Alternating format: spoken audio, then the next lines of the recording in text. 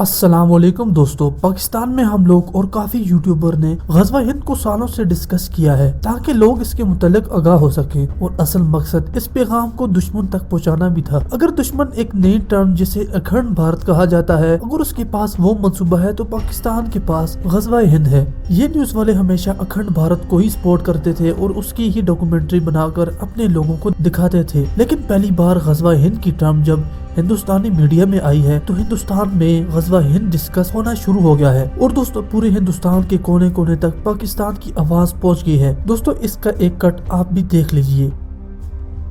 کا کوئی ویکتی ہے، عام لوگوں کو لگتا ہے کہ غازی کوئی نام ہے، لیکن اتہاس کے ودوان یہ بات اچھی طرح جانتے ہیں کہ غازی کسی ویکتی کا نام نہیں بلکہ غازی ایک پدوی ہوتی ہے۔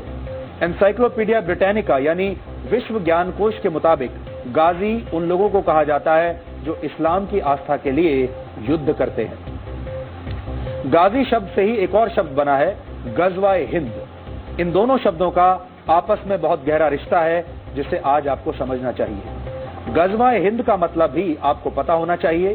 اسلام کی آستھا کے لیے جو یدھ لڑا جاتا ہے اسے غزوہ کہتے ہیں، یعنی غزوات الہند کا مطلب ہوا بھارت کے خلاف یدھ۔ غزوات الہند یا غزوہ ہند پاکستان کے آتنکوادیوں اور وہابی اسلام کو ارجا دینے والی ایک وچاردھارا ہے، ایک کٹر وچاردھارا ہے، اور اس کے راستے پر چلنے والوں کو غازی کہا جاتا ہے۔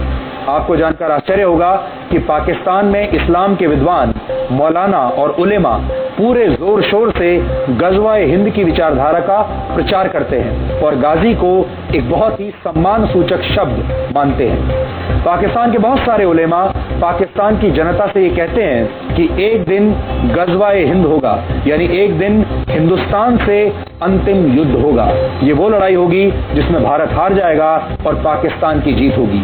یہ لوگ جنتا کو یہ کہہ کر بھڑکاتے ہیں کہ بھارت پر حملہ کرتے ہوئے پاکستان کے جو لوگ مارے جائیں گے وہ جنت میں جائیں گے، انہیں جنت نصیب ہوگی، اور جو لوگ جیت جائیں گے وہ بھارت پر قبضہ کر کے وہاں شاسن کریں گے۔ ہمارے پاس پاکستان کے ان مولاناؤں کے بیان بھی آج موجود ہیں جو ہم آپ کو آج دکھانا چاہتے ہیں تاکہ آپ کو یقین ہو جائے، اس سے آپ کے دماغ میں یہ تصویر اور صاف ہو جائے گی۔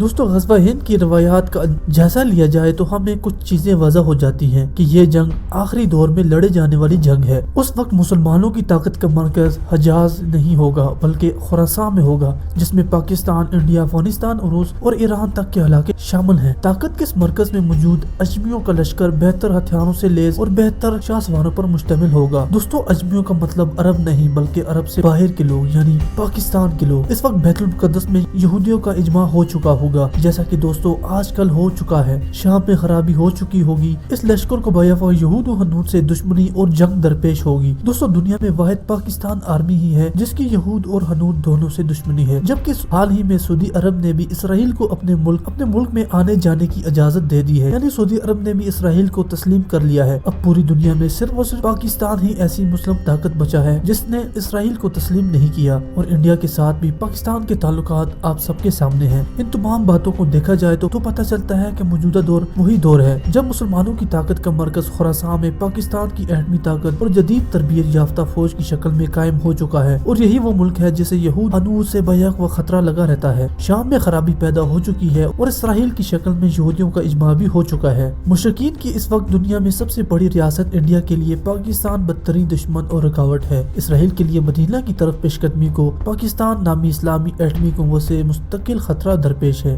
جس کا مزہ وہ 67 اور 73 کی عرب اسرائیلی جنگوں میں چکھ چکا ہے۔ امریکہ کی عالمی اجاداری کے راستے میں جو اکلوتا کانٹا ہے وہ بھی پاکستان ہے۔ اس کو صرف اس تناظر میں نہ دیکھا جائے کہ بقول ٹرمپ پاکستان یا افغانستان میں امریکہ کے خلاف جہاد کر رہا ہے، بلکہ سی پیک اور گوادر پر روس اور چین کے انحصار کے حوالے سے بھی دیکھیے۔ اسلام دنیا کی دو اہم ترین طاقتوں ایران اور سعودی عرب میں جنگ کو روکے رکھنے میں پاکستان کا کردار انتہائی اہم ہے۔ صرف پاکستان کی سعودی عرب میں علامتی موجودگی نے ایران کو سعودی عرب پر چڑھائی سے روکے رکھا ہے۔ اگر ان میں جنگ ہوتی ہے تو پورے عالم اسلام میں زلزلہ سا آ جائے گا۔ دوستو جنگ جتنی سخت اور مشکل ہو اجر اتنا بڑا ہوتا ہے۔ اگر پاکستان اور انڈیا جنگ ہوتی ہے تو پاکستان بیک وقت کئی محاذوں پر یہ جنگ لڑنی پڑے گی، جس میں طاقت کا توازن بری طرح سے پاکستان کے خلاف ہوگا۔ یہ جنگ کن مقامات پر لڑی جائے گی؟ ایٹمی جنگ کے خطرات کے ساتھ ساتھ پاک فوج کو بیک وقت انڈیا اور افغانستان میں موجود امریکی کٹ پتلی فوج کے خلاف ان لشکروں سے بھی لڑنا پڑے گا جن کو اسلام اور قومیت کے مختلف نعرے دے کر پاکستان کے خلاف جنگ لڑنے کے لیے تیار کیا گیا ہے یا کیا جا رہا ہے، جن میں ایران سرفہرست ہے۔